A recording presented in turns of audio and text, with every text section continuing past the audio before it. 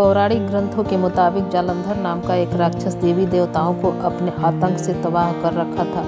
कहते हैं कि जालंधर की पत्नी वृंदा एक पतिव्रता नारी थी। कहा जाता है कि उसकी पूजा से जालंधर को किसी युद्ध में पराजय हासिल नहीं होती थी।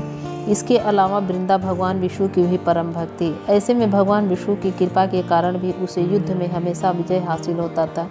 एक दिन जालंधर स्वर्गलोक पर आक्रमण कर दिया, जिसके बाद सभी देवी देवता भगवान विष्णु के पास गए और उनसे रक्षा की गुहार लगाई। भगवान विष्णु इस बात को जानते थे कि वृंदा की भक्ति को भंग किए बिना जालंधर को परास्त करना मुमकिन नहीं है। ऐसे में उन्होंने जालंधर का रूप धारण किया, जिसके बाद वृंदा का पतिव्रता धर्म टूट गया, जिससे जालंधर की सारी शक्तियाँ खत्म हो गई। जिसके बाद जालंधर युद्ध में मारा गया।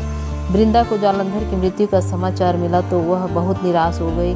बाद में वृंदा को जब उसके साथ किए गए छल का पता चला तो वह क्रोधित होकर भगवान विष्णु को श्राप दे दिया। वृंदा का पतिव्रता भंग होने की वजह से उसने भगवान श्री हरि को श्राप दिया, जिस तरह आपने छल से मुझे वियोग का कष्ट दिया है, उसी तरह आपकी पत्नी का भी छल से हरण होगा। साथ ही आप पत्थर के हो जाएंगे और उस पत्थर को लोग शालिग्राम के रूप में जानेंगे। कहते हैं कि वृंदा के श्राप की वजह से भगवान विष्णु दशरथ के पुत्र श्री राम के रूप में जन्म लिया।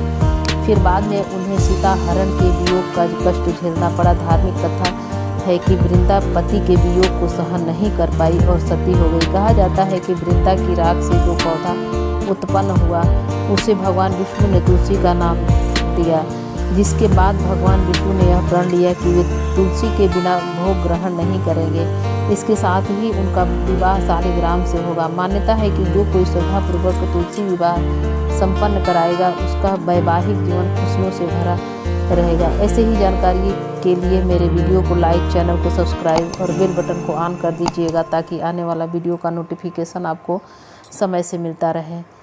Thank you.